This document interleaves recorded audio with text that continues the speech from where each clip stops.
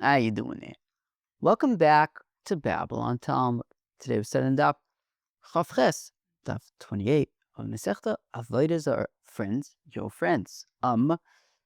Well, I'd say today mostly we kind of talk about interesting kind of esoteric Talmudic remedies.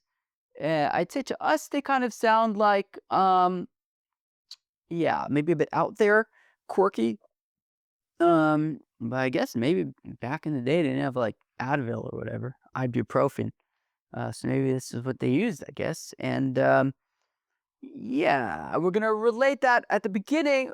Throughout, kind of there'll be like a comment, like a thread about our theme of visiting, right, Yidden visiting pagan doctors. So okay, without further ado, here we go. We are going to get started here at Babylon Talmud on Daf Chavches of Masechta Avodah Zarah. Okay, here we go. Okay, we're starting Daf Chav Zayin Amud Beis. We're starting Daf Chav Zayin Amud Beis about 2 lines from the bottom. So the Gemara starts out with something interesting. Interesting also in the context of what we learned yesterday about going to pagan doctors. Let's see what it says, and we'll go weiter. This is Rabbi Bar Chana in the name of Rabbi Yechon. Kol maka shemechalin oleh es hashabos ein misapin man. Very interesting. That any wound that is so severe that it overrides Shabbos, that you can be mechal Shabbos in order to address this wound. Ein misrapin mayan.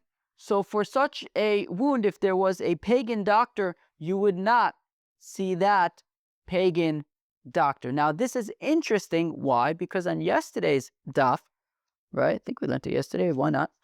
On yesterday's daf, we learned, right, that if there is a illness that you will certainly die from, then you are allowed to go to a pagan doctor, because maybe for some fluke reason he will manage to save you.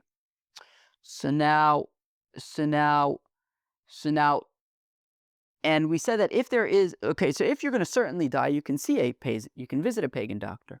Now, if we said we're not sure if you're going to die or not, then if it's safek chai, safek mes, then you cannot see a pagan doctor. And here we're saying that any wound that you could be mechal Shabbos for, you may not see a pagan doctor for. So the question is, how do these two things fit in? So I'd imagine if what we're saying is that that we're saying that you cannot see a pagan doctor, I'd imagine it's kind of in the category of like chole sheyesh bo sakana kind of thing, right? A person who is sick and it's threatening enough that it might be life-threatening, but not certainly life-threatening. So it sounds like this is basically, I imagine, like the equivalent of safek chai, safek mes, like we saw yesterday. There's a chance that he might die, and we said in that case you can't go to a pagan doctor. Tosfos actually, very interestingly, actually kind of breaks down the different categories of things that you can go to a pagan doctor for or not. Right? We also learned that Rav Yehuda had said yesterday that you can't even go to a pagan doctor even for just for a bloodletting, right? So Tosfos kind of breaks down which scenarios you can and can't go to a pagan doctor. But anyways, we saw yesterday that if you will definitely die from the illness, you can go to a pagan doctor. If it's safek chai, safek mes, you cannot go to a pagan doctor. Here we're saying if you're mechal Shabbos, you cannot go to a pagan doctor. I imagine that those two are the equivalents. Now, so again, any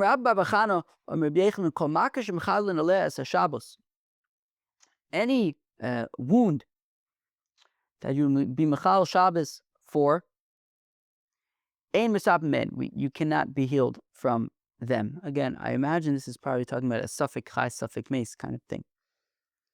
Those say that any wound that's internal, any internal wound, you may not go to a pagan doctor. My benai, what's the difference? What's the nafkamina? What's the difference if you say any wound that you can be mechal Shabbos for, you can't go to a pagan doctor, or any internal wound, you can't go to a pagan doctor. After all, I think it must be Rashi that points out, right, the top Rashi on the page, right? The Yomi says Rashi, the kolmaka shel cholum chalim Shabbos, that any internal wound you can be mechal Shabbos for. So they're essentially synonymous, right? Any wound that you can be mechal Shabbos for, and any internal wound, any internal wound you can be mechal Shabbos for. So aren't they basically the same thing?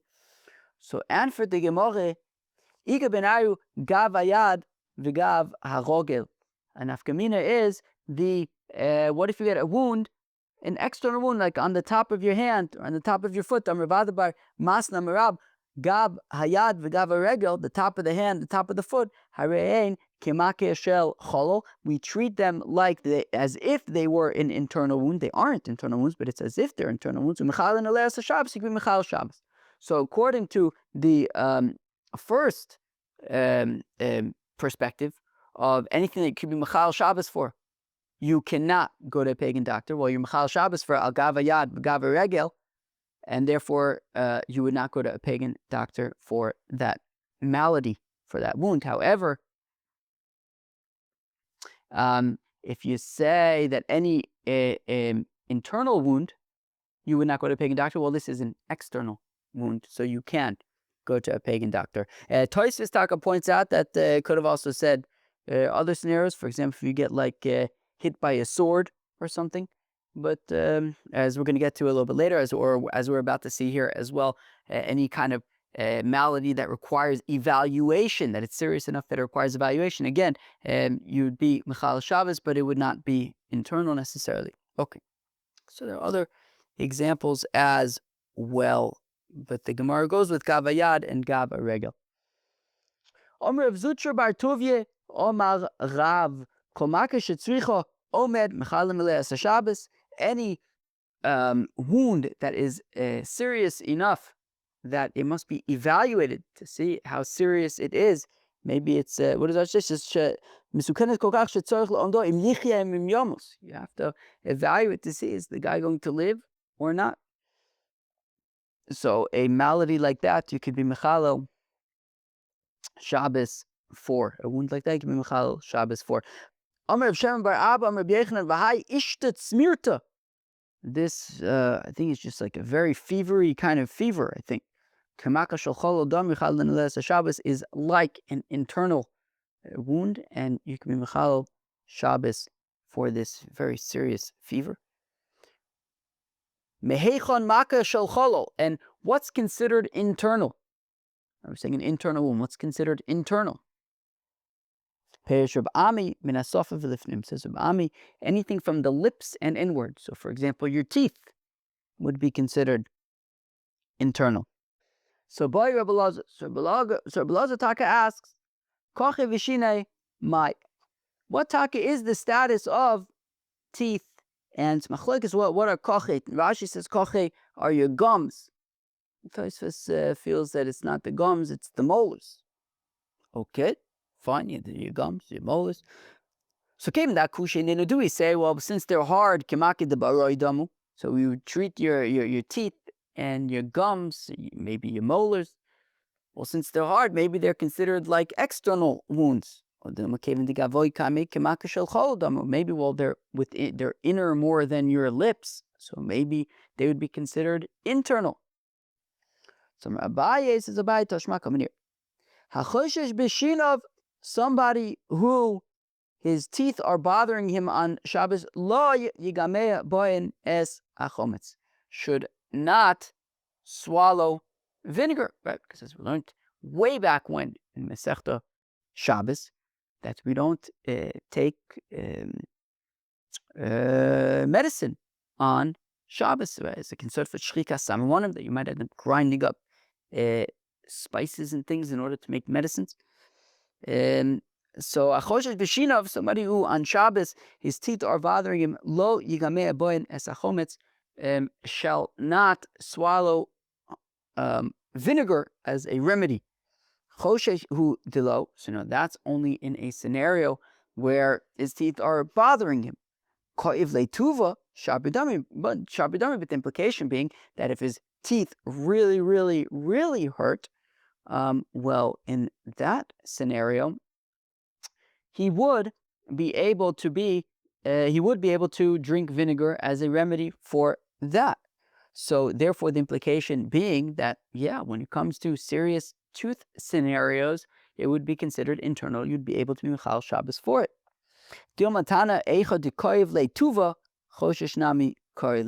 But maybe that's not the implication. Maybe that Tana would actually also consider somebody whose teeth are really, really bothering him to also be considered simply choshesh and would not be allowed to be Michal Shabbos for that. So it's inconclusive whether teeth ailments would be, you could be Michal Shabbos for. Would they be considered internal or not?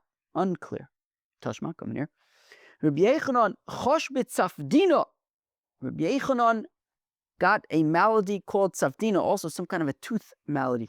Also, l'gaba de'ahi matronisa, he went to a certain matron of the chamshol malishapsa, and she made a remedy for Rabbi Yechanan. She made a remedy for him on Friday, and on Thursday, and on Friday.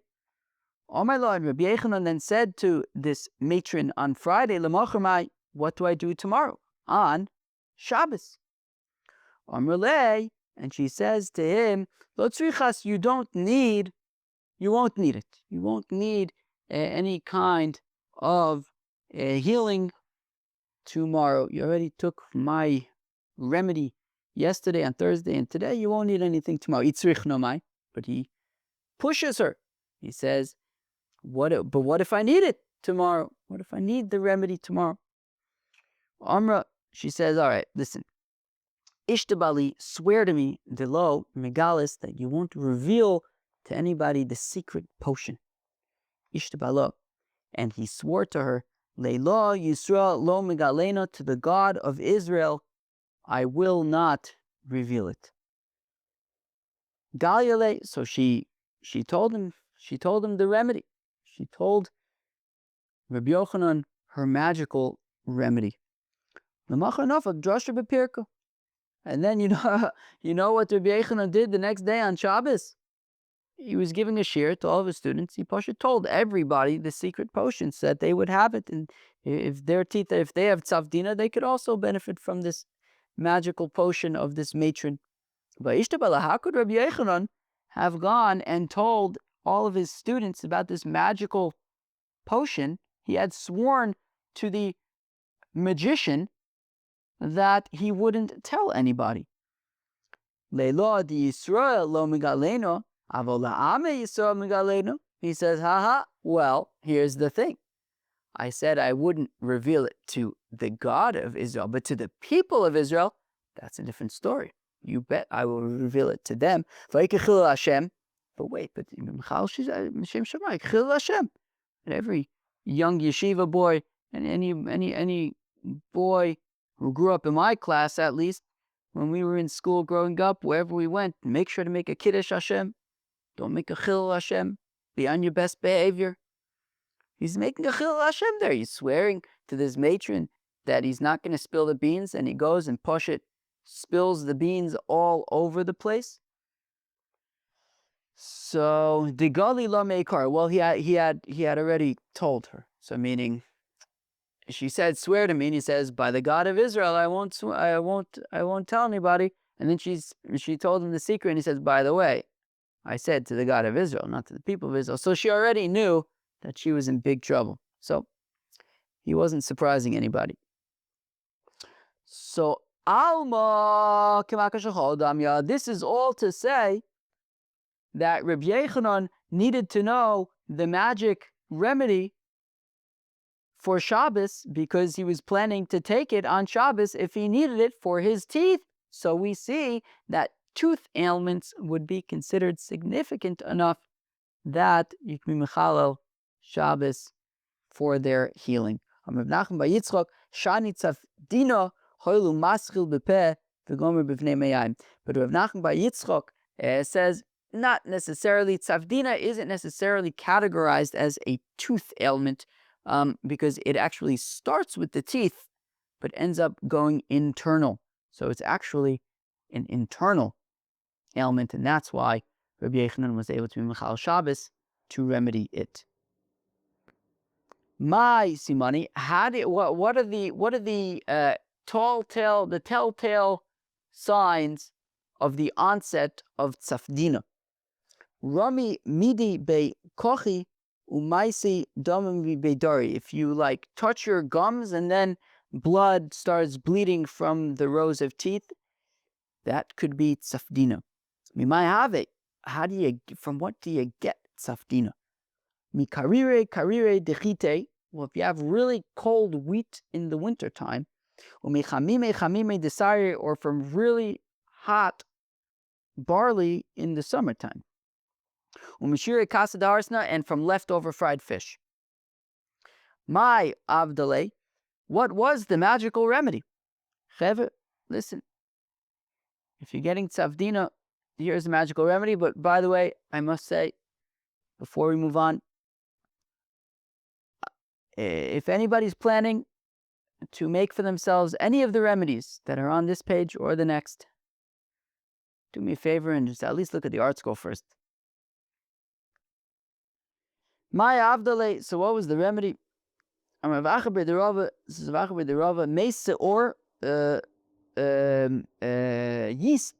yeast water, Vishemen zayis, and oil, vamelach, and salt. Yeast water, oil, yeast water, olive oil, and salt. That was the remedy. My Bravashi Omar, my Bravashi Mishcha de Avodah, goose oil. The God for the Avodah, and you dip a goose feather into goose oil and wipe that on your teeth. That is the remedy. I gotta ask my dad about that one. See if they taught him about that in dental school. We'll see. Abai says, Abai, on the Avdi Kulu, I've tried all of these remedies. Vilai itzai, it didn't work. I guess Abai, had tzafdina. Until a certain Arab merchant told me, I see kashiosa, dezesa, bring me date olive pits, to lemalu tilsa, from olives that have not reached a third of their growth, vikalanu, and roast them, char them. Amora chadata, on a new hoe.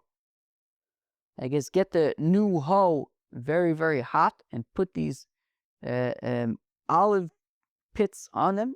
And then when they kind of get like ashy, I guess, vidavik bedari, and put it on your teeth. Avdi Achin says, Abai, I did this one, v'itzoi, and itaka worked.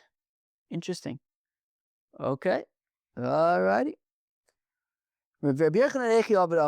How now, Frekti Gemara, first we wanted to know how could Rabbi Yochanan be taking tooth remedies on Shabbos. He said, okay, well actually the tzafdina can be considered internal. Fine. But now we want to know how could it be that Rabbi Yochanan was going to an Ovedes Kochavim as a doctor. How could Rabbi Yochanan be visiting a pagan doctor, this matronisa? That Rabbi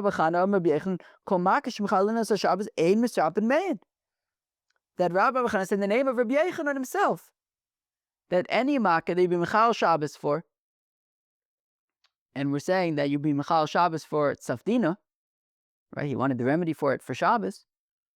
Rabbi Bachana says in the name of Rabbi Yochanan, if you're Mechal Shabbos for a certain malady, you cannot go to a pagan doctor.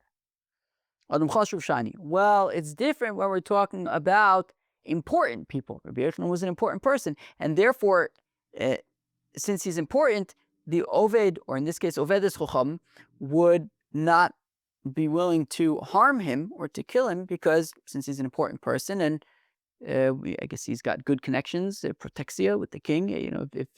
If he gets killed by a pagan doctor, the pagan will pay the price. So therefore, because Rabbi Yochanan was an important person, that is why he was able to be treated by a pagan doctor, because the pagan doctor would not kill him. Rabbi Bo was an important person, right? We learned in Masechta Sanhedrin about Rabbi Bo would go to the Caesar, and all the matrons of the Caesar would come out to visit him. I think he was a wealthy man. Viramale Yaakov Minoyo Soma Ashake, and nonetheless, Yaakov the Min. Now, this is not Yaakov Ish Kfar Schanya that we saw with Rabbi Akiva and Rabbi Eliezer, with Rabbi Shmuel yesterday, because Rabbi Shmuel, Rabbi Akiva, and Rabbi Eliezer were much earlier than Rabbi Bo, so this was a different Min. And Yaakov Minah put some kind of terrible thing on Rabbi Bo's thighs.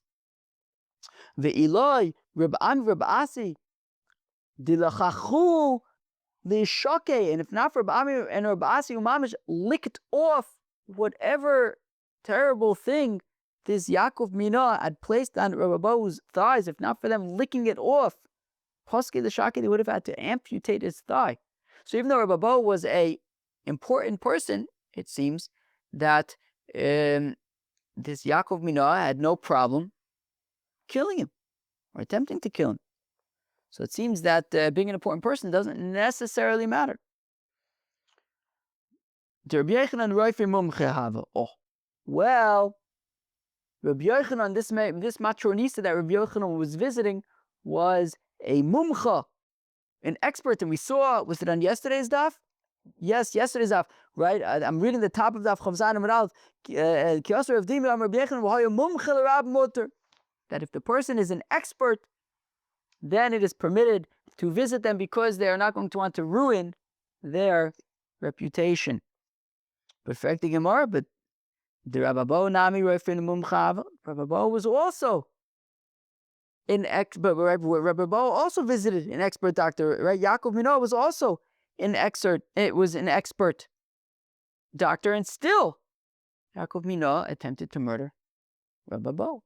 Shani Rabbi Bo de mukme be'mine benafshayu tomus nafshi im plishtim. But Rabbi Bo was different. You know why Rabbi Bo was different? Because as we learned the other day with Rav Safa, right? Rabbi Bo said about Rav Safa that he was a great person, and then the Minim asked Rav Safa a question in Psukim, right? And Rav Safa didn't know. Rabbi Bo came to answer. Rabbi Bo knew how to challenge, or at least challenge back, the Minim, right? The Minim would, as we learned that, I think it was on Daf Dalet, that the Minim would come, they would ask Rabbi Bo questions. How could your pasuk say this, that, and the other thing? Rabbi Bo knew how to answer them. So they were very spiteful of Rabbi Bo, so much so that Yaakov Minah was willing to even put his life and his reputation on the line in order to attempt to murder Rabbi Bo. But generally speaking, if you're going to an expert doctor, then you can trust that their reputation is important enough to them that they will not kill you. Rabbi Bo, as the patient, was the exception. Omer of Safra says, no, I skipped. Omer Shmuel says, Shmuel, padaita sakanto hi umchalineles ashabos. A padaita is a wound from a sword. A wound from a sword is a very serious thing. It's very dangerous, and you can mechal Shabbos to treat it. Mayasuso, what is the treatment for a wound from a sword? Lemifsak dama, well, to stop the bleeding, tachle bechola. You're going to want to soak cress, whatever that is, some kind of leafy thing maybe, in vinegar. And la asuke, and what's la asuke? I don't remember. Let's see. I might have to look up a few things on today's daf. I don't remember what la asuke is. Well, what does it say over here?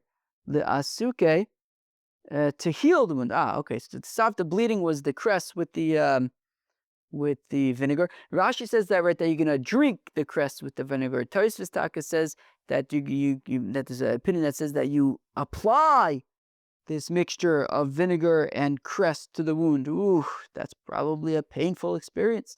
The asuke, to heal it, garda de yabla vigerda des asna. I think you grind up some like grasses or right. Alternatively, I think grind up like a thorn bush or something.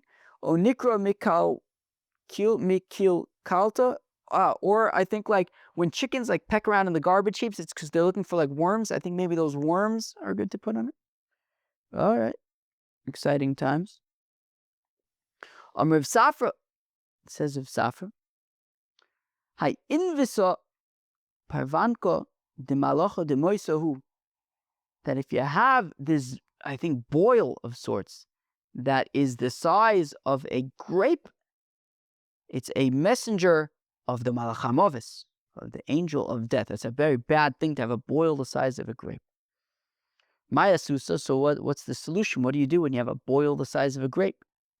The answer is Tinga beduvsha. Something in honey. What's Tinga? Tinga is, drum roll, please. Oh, it's Tinga grass in honey. That. Karposa betilaya, or celery in very strong wine. Invisa basmina. And while you are, I guess, maybe waiting to get these ingredients, like what do you do in the immediate term if you have this boil the size of a grape? So lesi invisa basmina. So bring a similar type of grape. So like, for example, so let's go weiter. And put the grape on top of the boil. If we're talking about a white boil, bring a white grape. A black boil, black grape. Rava says, Rava, Hai simta parvanko de eshta hu. Okay, this simta, I think, is also another type of like swollen kind of situation. I think like a reddish, swollen kind of situation. Mayasusa, what do you do about it? You like snap on it, I think, like 60 times. Like, snap with your fingers, I think, on it 60 times or something. And then you cut it cross, in both ways, cross E. You cut it this way and that way.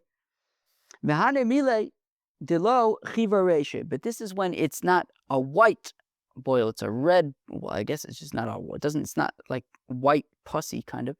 Ella avol chivar reshe leis lamba. But if it has like a white top, which I guess means it's like full of pus, I guess you don't have to deal with that. Maybe just give it some time or pop it or something. Okay, exciting times here. Rabbi Yaakov chosh befika. Rabbi Yaakov's anus was hurting him. Orile Reb Ami v'amrila Reb Asi. Orile Reb Ami advised him. Some say it was Taka Reb Asi who advised him. This is what you do.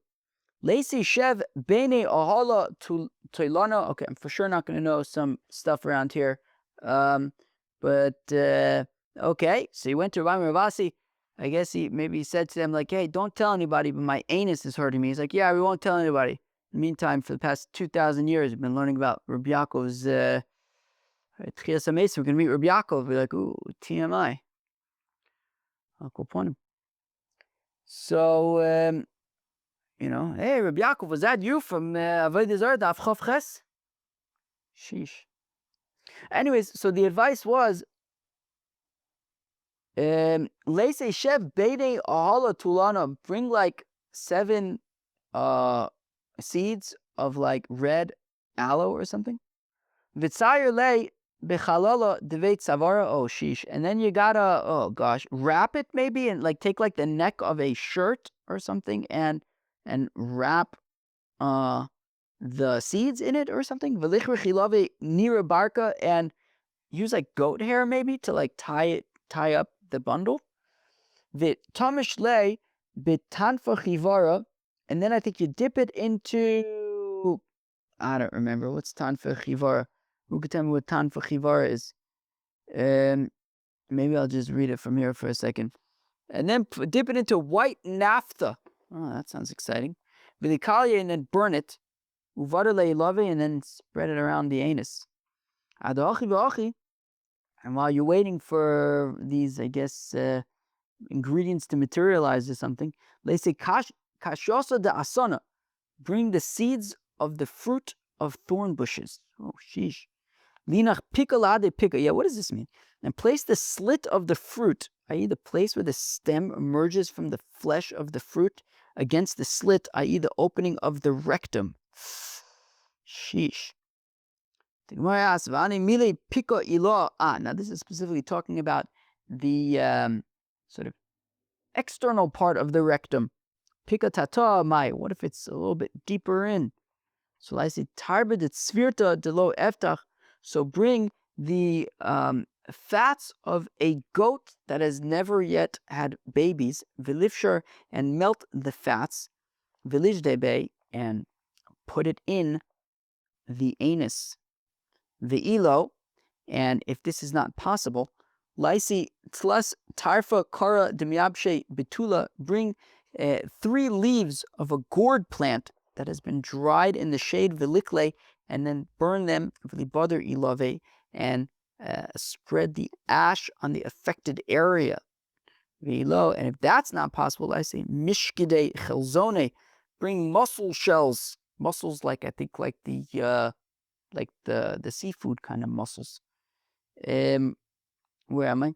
V'ilo, and if that's not a possibility, maisim meshach kira, bring wax oil, and put it in worn out cotton clothing, in the flax clothing in the summer, v'da'amar gufno besitva, and cotton in the winter. Okay. Babao chosh beudne. Great. So now Babao, his ear was bothering him. So what do you think the remedy was for his ear? Well, I'll tell you in a second. Okay, so Rabbi Yechanan advised him. Some say that he received this advice in the Beis HaMedrash. My Orle, what did they advise him? Ki Hadam Rabbi, like that which Rabbi says, Amrli, my nurse told me that his nurse raised him. Abai, of course, was an orphan. Le'ibre chuyasa and le'udna. Kidneys were created for ears. But Rav says, Rav Amali Manyomi Asya, that Manyomi, the doctor, told me, Kulu shakyonu kashu le'udna, all drinks are bad for the ears, levar mimai dechuyasa, except for kidney water. And how do you get kidney water? Laisi kuyasa debar chakarcha. You take the kidney of a bald goat, v'likarish yasiv erev, and you cut it, this way and that way. V'lenach amalala denura, and put it on glowing coals. V'hanumaya denafkemine, and whatever liquid emerges is excreted from those, roasting kidneys. Lijdinu beudne, you put that juice in your ears. Not too cold, not too warm. Just kind of tepid, I think is the word. Below, and if this is not a possibility, laisi tarba de chipushta gamlanisa, bring the, I think, fat of a big scarab. A scarab is like some kind of beetle, I think.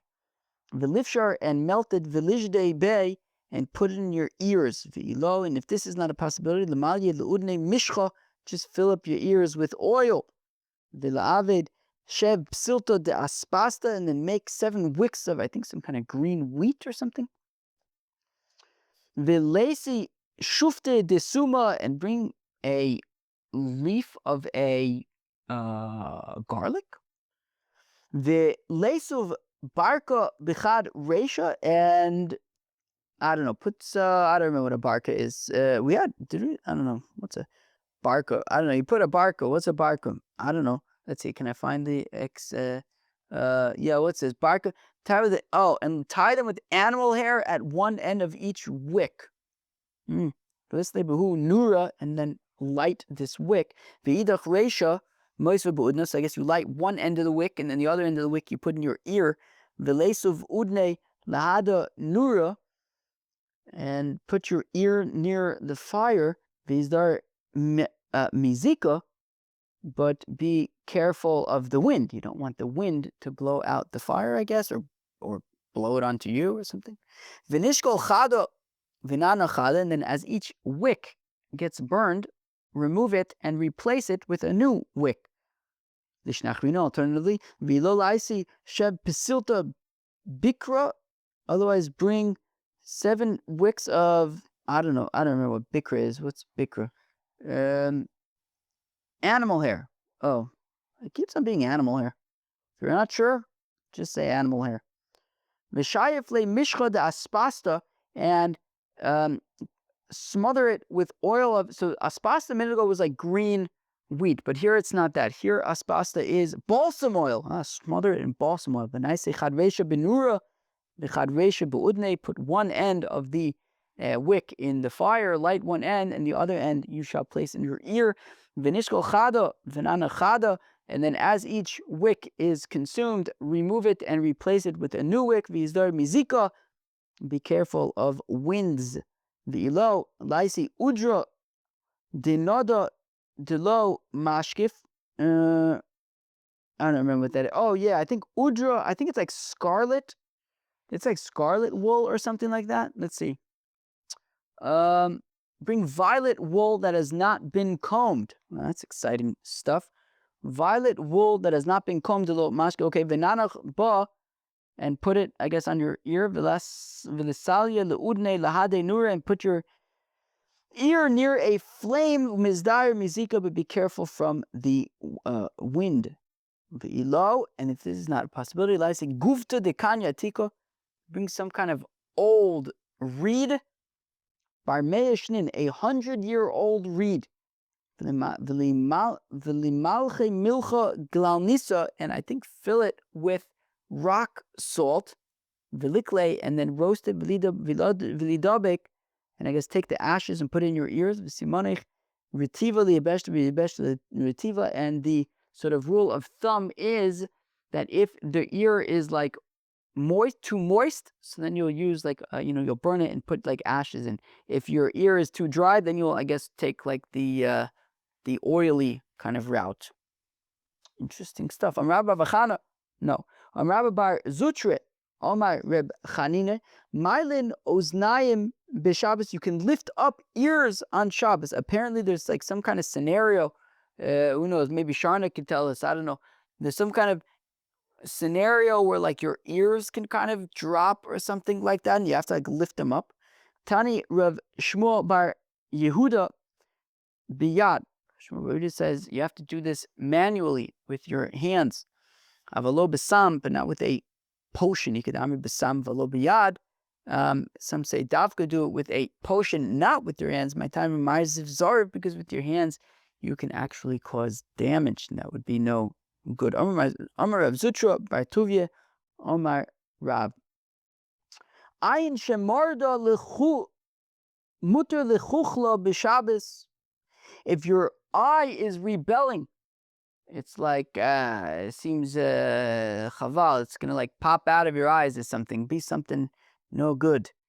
So you can apply ointment to it on Shabbos. So mine hanimile hu b'shachke samana me'esmo. So I guess Rav Zutra Bar Tuvia thought that this would davka be only if the ointment was already prepared from before Shabbos. But to prepare ointment on Shabbos and grind things up to prepare ointment on Shabbos, or to bring it by way of Rosh Hashanah, which is an Isser de Oraisa, lo. So Rav Zutra Bar Tuvia figured that would not be allowed if the ointment is already made and it's here, so then you could apply it on Shabbos if your eye is going to pop out. But you can't be Mechal Shabbos for it.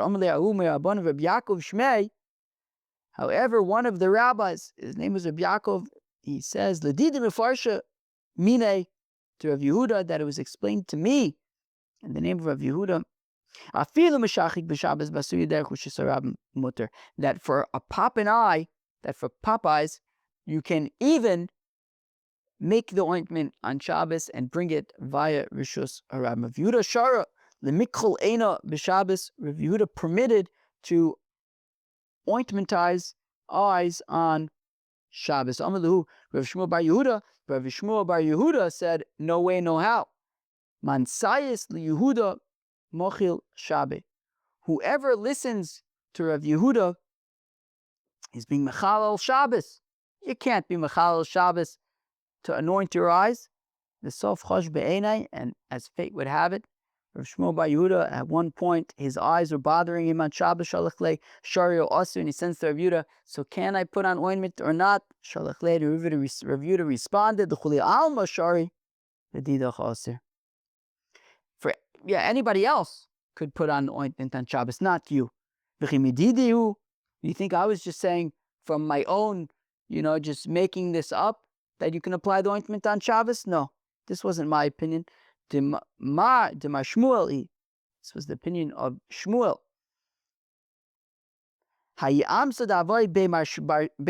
Because one time there was a maidservant in the home of Mar Shmuel, that her eye was very much bothering her on Shabbos. She was crying out, but nobody was heeding her cries. And in the end, her eye popped out and it was really bad. And after this incident, Shmuel the next day went out and he expounded ayin shemarda, a eye that has rebelled, mutter lekuchla b'Shabbos, it is permitted to ointment it on Shabbos. My time, I'll come the shiryana de'ena be'uvnisa deliba talu, because there is a direct connection between your eyes and your heart. And if your eyes pop out, well, your heart might pop out. Kugon mai. So what would be? I think what does Rashi say? Kugon mai. So what kind of eye conditions could you be mechal Shabbos for? By the way, I'm in America. I'm still in America. I'm going back to Eretz Yisrael soon. Can you imagine? I've been here for like a month already. I was supposed to be here for 4 days. I've still been here for a month. Okay, Al Capone. It's been very nice here. I'm missing the fruits of Eretz Yisrael, but it's been very good over here. The mishpacha is very nice. Anyways, while I was here, so Itaka went to the eye doctor. You know how like sometimes I don't see, right? Sometimes I'm like learning Bible on Talmud. I'm talking about, I can't see. So I went to the eye doctor. He said everything's fine. He said I just need to drink more coffee. I'm kidding. That wasn't his advice, but it also kind of was. What he was saying was that I have to drink a consistent amount of coffee. Like, usually I drink 2 cups of coffee. He says, if you see, his advice to me is I need to drink 2 cups of coffee. Shouldn't be drinking 2 cups one day, 1 cup the next day, 3 cups the next day. I think basically he thinks maybe it's caffeine related is the point. I'm sure it's caffeine and sleep and all sorts of things. But anyways, I'll tell you this. Since then, I've been makpid to have 2 cups of coffee every single day to keep the caffeine consistent. I haven't had the lack of vision since then. So far it's working. We'll see what happens when I go back to America. It's I switch my coffees. Why did nobody say anything about coffee on this stuff? If your eyes are bothering you, drink coffee. Or maybe coffee wasn't a thing at the time, right? Coffee can only be the culprit if you're drinking coffee. Okay, anyways, where were we? So what kind of eye stuff are we talking about over here? I'm a Vira Kigon Rira. I think Rira is like some kind of stuff coming out of your eye. Ditza is like, I think you get poked in the eye, or if it's maybe like a sharp pain or something. Dama, or if you're bleeding from your eye. Dimasa, or if you're tearing. Vikidcha. Okay, Uschilas. Okay, Vikidcha, and I think the point is if this is leading to fever, Vitchilas Uchla. Vikidcha, maybe if there's just like your eyes are really, really hot, maybe? What is Rashi saying anything? Kitcha? I don't know. Yeah, chamimus. It's hot. All right. Where are we? It's probably just goat hair like everything else on this page. Where are we? Okay, kidcha utchilas uchla, and you do these remedies. So these remedies have to be done at the beginning of when it's happening. Lafuke sofuchla, but not if it's like towards the end. If it's towards the end, I guess wait till after Shabbos. Fatsuche ena delo, and fatsuche ena delo. I don't remember. And also if it's just to improve your vision, then you wouldn't be able to do anything about it on Shabbos. But if you're like your eye's gonna pop out, then you can. Amr Rav Yehuda says Rav Yehuda, Zibura, a wasp bite, v'decharze, silva v'samta v'decharevle ena v'asila. Wait, what? Zibura. Okay. Zibura is like a wasp bite, I think. Or maybe more than a hornet, maybe like a hornet bite, maybe. V'decharze silva, if he gets pierced by a splinter. V'simta. I don't remember what a simta is. What's a simta? Maybe I'll just look at the article here so I don't have to keep on stopping. The simta, one was a blister. Oh, okay. Or his eye pains and basi. Love ishta, and these are leading to a fever. Kulbe bane sakanta. So in any of these scenarios, pierced by a splinter or a hornet bite or whatever, so don't go to the bath at that point. Going to the bath would not be good for you at that point. Chama l'chama, radish is a cure for fever. Basilka litzina, and beets are a cure for chills. But the opposite, radish for chills, beets for fever, that's bad, scary, dangerous. Hot compresses are good for scorpion stings. Vikrire lizibura, and cold compresses are good for hornets stings. Vichlufa sakanta, and the opposite is dangerous. It's talking interesting Tosfos over here that he quotes that when the pasuk says umitzau ros rabos vitzaros, so it says where am I? It says in Chagiga that when the pasuk says in Parshas Vayelech that these bad things are going to come to you, so the Gemara says in Chagiga that, for example, for example, a hornet and a scorpion. Why a hornet and a scorpion? Well, because as Tosfos says very beautifully, because as we learned over here, they have opposite remedies. One is a cold compress, the other one is a hot compress, and and if you switch them around, they're dangerous. So you're basically stuck by a hornet and a scorpion, and there's basically nothing you can do about it. Wow.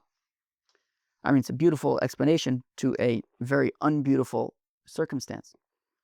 Chamime lesilva, hot water is good for a thorn, vikrire, and cold water is good lechas bonisa, for facial scabs. The opposite is dangerous. Vinegar is good if you will be going after bloodletting. Small fish are good if you after fasting. The opposite is dangerous. Eating cress prior to bloodletting is dangerous. Ishta v'sibura sakanta. Bloodletting while suffering from a fever is dangerous. Koiv eina v'sibure sakanta. If your eyes are hurting you and you bloodlet while your eyes are hurting, that is dangerous. Sheni ledog dam. 2 days from eating fish, you can go bloodletting. Sheni ledam dog. 2 days from bloodletting, eat fish. Shlishi lo sakanta, but eating fish, I guess, on the 3rd day, or maybe even either one of these, maybe on the 3rd days, but would be dangerous. 2 days good, 3 days bad. Chevre, that was Daf Chof Ches of Masechta Avodah Zarah. Today we learned something important at throughout the daf, but the halacha l'maisa at the beginning of the daf, we learned about not going to a Ovid Kochovim doctor for ailments that you would be Mechal Shabbos for, which led to other discussions about internal illnesses, teeth illnesses,